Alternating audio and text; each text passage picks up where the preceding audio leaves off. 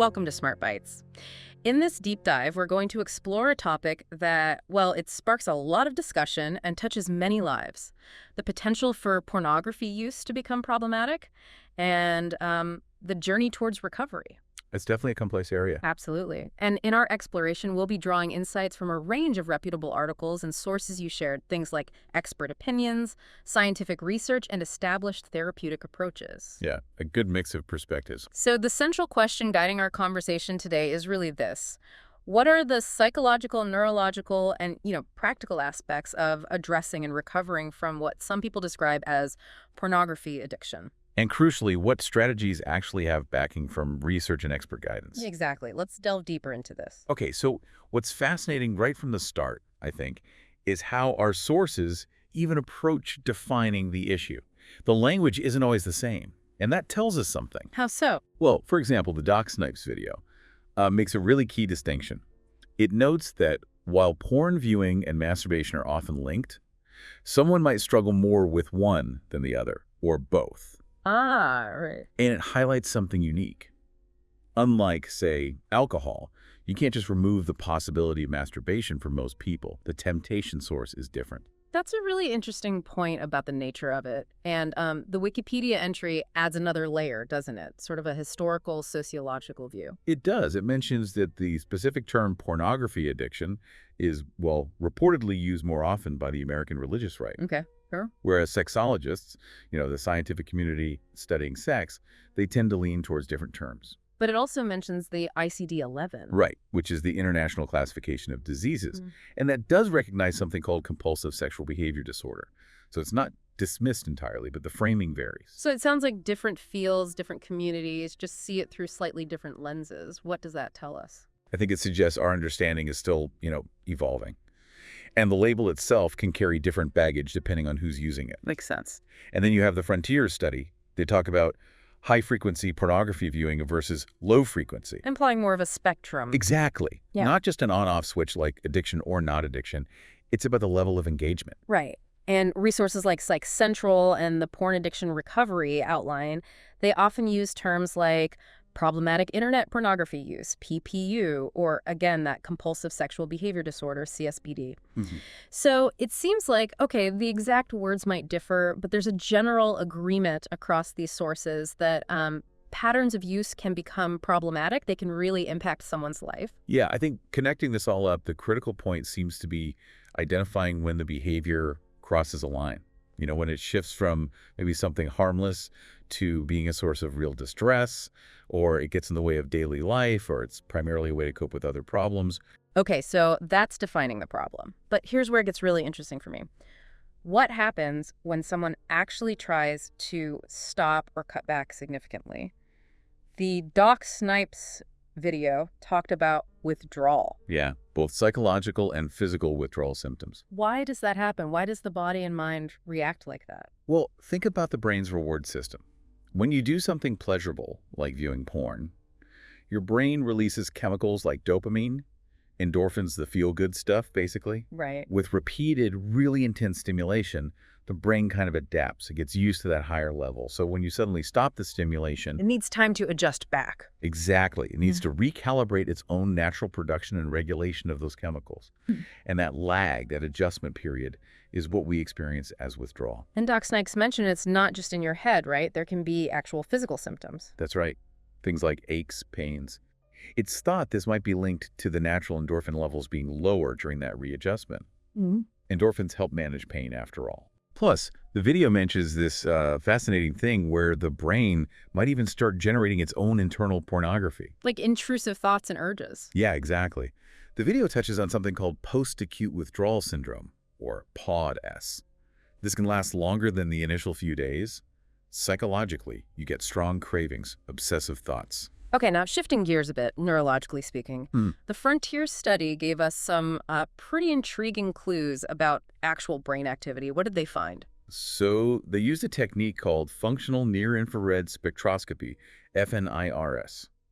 It basically measures brain activity by looking at blood flow changes. Okay.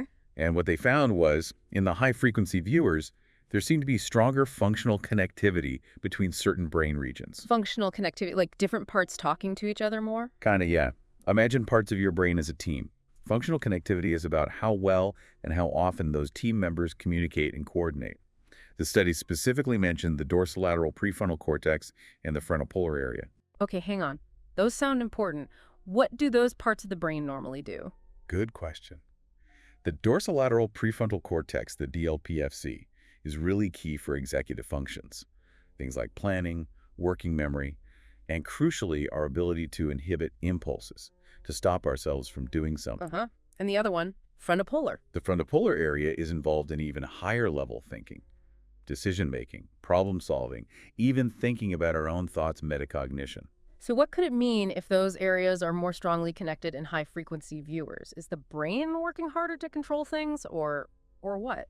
That's the million-dollar question, really. It's interpretation at this stage. It could suggest that the brains of high-frequency viewers are putting more effort into managing their engagement, maybe trying harder to control it. Or maybe they're just more wired to seek it out. That's another possibility. More attuned to seeking and processing those kinds of stimuli. It raises questions about how the brain adapts and how these patterns might get sort of baked in over time. Oh, and the researchers also noted something else interesting.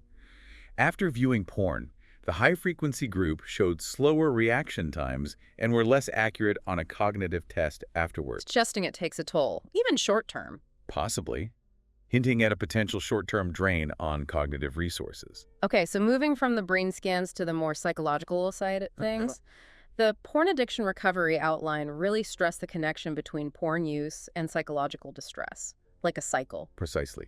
It highlights what they call a bidirectional relationship. Someone might start using porn to cope with feelings like anxiety, depression, or maybe loneliness, looking for temporary relief. Right, makes sense. But then the problematic use itself can end up making those underlying issues worse, often through feelings like guilt or shame, maybe isolating themselves more, which just feeds back into the cycle. Yeah, I can see how that could spiral. So if someone wants to break that cycle, it seems like step one has to be figuring out why they reach for it in the first place, understanding the triggers. Absolutely essential. The recovery materials really emphasize identifying your personal triggers.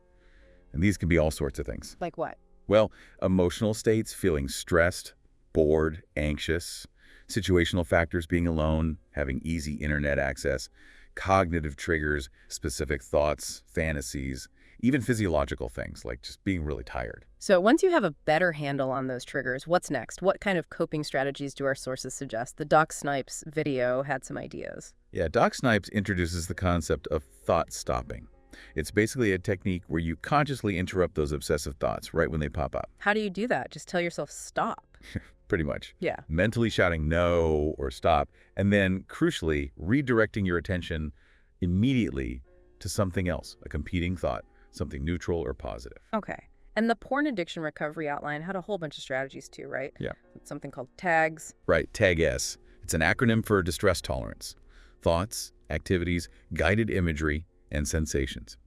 It's basically a toolkit of immediate coping skills for when urges feel really strong. Sensations? Like what? Yeah, the idea is to use strong sensory input to kind of shop your system out of the urge.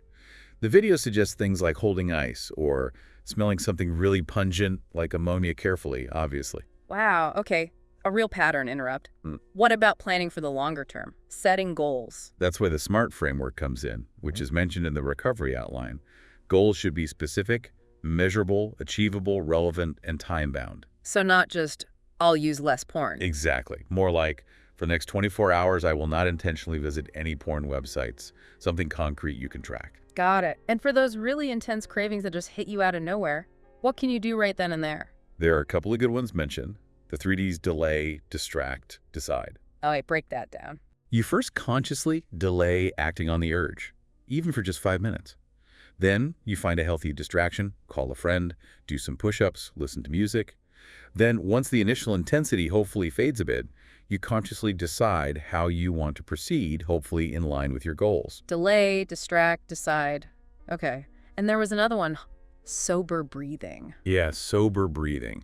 It stands for stop, observe, breathe, expand, respond. It's more mindfulness-based.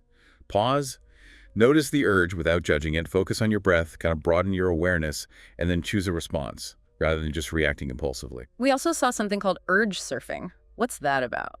Urge surfing comes largely from acceptance and commitment therapy, or ACT.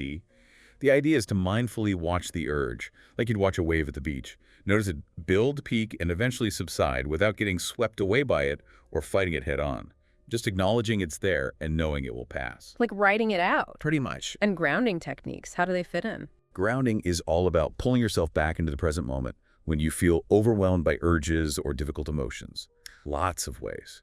Focusing intently on your five senses. What can you see, hear, smell, taste, touch right now? Deep breathing exercises work. Sometimes holding a specific object, like a smooth stone, can be a physical anchor. Or doing a quick mental task, like naming all the state capitals you can think of. Just snapping yourself back to reality. Exactly. And related to that is the HALT acronym check if you're hungry, angry, lonely, or tired. These basic needs being unmet can make you way more vulnerable to urges. HALT. Okay, that's a useful reminder. So these are all things people can try themselves, but what about getting professional help? Our sources mention several therapies. Right. Cognitive behavioral therapy, CBT is a big one. It's really a cornerstone for treating problematic pornography use. What does CBT focus on? It focuses on identifying and changing those unhelpful thought patterns and behaviors that fuel the problem. So, things like analyzing situations where you typically use porn, challenging distorted thoughts about sex or yourself, learning new coping skills, managing triggers, the thought stopping we mentioned, journaling, and importantly, planning for potential relapse. And we actually had a study protocol in our materials looking specifically at CBT's effectiveness for this, right? We did, yeah. That suggests there's a solid research interest in backing up this approach. The protocol was for a systematic review to see if CBT really does reduce problematic use and related issues like anxiety or depression. Okay, so that's CBT. What about ACT, acceptance and commitment therapy? How's that different?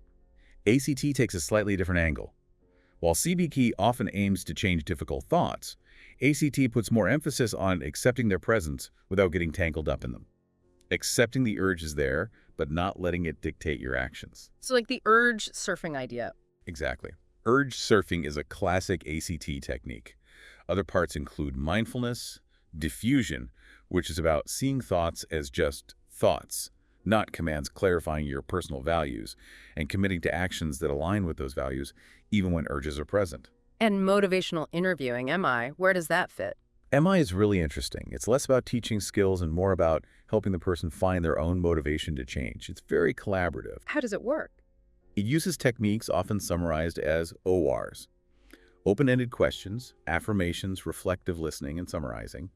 The therapist uses these to help the person explore their own reasons for wanting to change, resolve any ambivalence they feel, and build confidence that they can change. Okay. And the last one mentioned was DBT, dialectical behavior therapy. Right, DBT. Its core idea is balancing acceptance and change. It teaches practical skills in four main areas: mindfulness, distress tolerance, like the taggy skills we talked about, emotion regulation, and interpersonal effectiveness, so dealing with relationships better. Who might benefit most from DBT? It can be particularly helpful for people who struggle with really intense emotions, act impulsively, or have ongoing relationship difficulties, which can often go hand in hand with problematic porn use. Wow, okay. So quite a range of therapeutic tools available. What about support systems outside of therapy? Hugely important. Support communities can make a massive difference, just knowing you're not alone. Like what kind of communities? Well, there are in-person groups like Sex Addicts Anonymous, SAA, and numerous online forums. Though, as the Wikipedia source noted regarding one specific platform, NoFap, you do need to be a bit discerning with online spaces. Why is that? Sometimes, unfortunately, some online communities can develop, let's say, less than healthy dynamics or viewpoints, like misogyny was mentioned as a potential issue in some corners. So it's about finding a supportive and healthy community. Good point. We also saw mentions of smart recovery and celebrate recovery. Yes. Smart recovery is a secular, science-based alternative to 12-step programs. It focuses more on self-management, cognitive skills. Celebrate Recovery is a Christian-based 12-step program. So options depending on someone's personal beliefs. And across the board, our sources really seem to stress getting professional help, especially for a proper assessment first. Why is the initial assessment so vital? It's crucial because a qualified mental health professional can really dig into what's going on. Is it primarily problematic porn use? Or are there co-occurring conditions like significant anxiety or depression that need treatment too? You need the full picture. Right, because one might be driving the other. Exactly. Plus, a professional, maybe a sex therapist, can help address specific issues that might arise, like porn-induced sexual dysfunctions or distorted beliefs about sex that came from heavy use. So it's clear that recovery isn't just about stopping one behavior. It sounds as rebuilding a whole healthy lifestyle is fundamental. Absolutely fundamental. It's really a holistic thing. Taking care of yourself physically, mentally, emotionally, building a strong support network, setting meaningful goals that aren't related to sex or porn. Avoiding triggers too, right? Yes, learning to manage or avoid triggers and high-risk situations, which definitely includes setting up boundaries around internet use, finding purpose and passion in other activities, developing healthy habits overall. It's about building a fulfilling life where problematic use just doesn't fit anymore. And our sources also mention rebuilding a healthy sense of sexuality itself. That seems like a really important, maybe sensitive part of it. It is. And it involves things like self-reflection, maybe re-educating yourself about healthy sexuality outside of porn's influence, open communication if you have a partner, setting boundaries, focusing more on emotional intimacy, connection, And patience. definitely patience and self-compassion. It's a process. And if there is a partner involved, couples therapy can be incredibly helpful for navigating that together. Okay. Lastly, for anyone listening who feels they need support, our sources listed quite a few resources. Yeah, thankfully there are places to turn. National helplines like the SAMHSA National Helpline, the 988 Suicide and Crisis Lifeline, specific ones like the SAA Helpline, the Boys Town National Hotline for younger people, the Crisis Text Line too. And organizations? Lots of organizations offering guidance, from peer support to professional directories, plus government resources from SAMHS and NIMH on behavioral health, even if they don't always use the exact porn addiction label. Okay, let's try and wrap this up a bit for you, the learner. The information we've gone through today from all these different sources really paints a picture of, well, a complex relationship between porn use and well-being. We've definitely seen that what some people call pornography addiction can involve real psychological changes, maybe even neurological ones, and often comes with pretty challenging withdrawal experiences. Yep. But importantly, we've also covered a whole range of evidence-informed strategies. Practical coping skills you can use right away, structured therapies like CBT or ACT, and the power of support systems. These all offer pathways towards managing problematic use and finding recovery. And one thing that really struck me across all the sources was the emphasis on self-awareness. Absolutely. Understanding your own triggers, your patterns of use, the emotions underneath it all, that seems critical. It feels like the journey often starts right there, recognizing the impact the behavior is having on your life, and then actively deciding to engage with tools and support to make a change. Right. Which leads to, I think, a really significant question for you to consider. How might these ideas about triggers, coping mechanisms, the importance of a balanced life, how might they apply to other areas of your life, other places where you're looking for maybe more control or well-being? Yeah, that's a great point. Maybe thinking about SMART goals or those in-the-moment strategies for urges. Could those principles help navigate other challenges too? Something to think about. Well, thank you for taking this comprehensive deep dive with us today. We really hope this exploration has given you some valuable insights and maybe sparked some further curiosity for your own journey.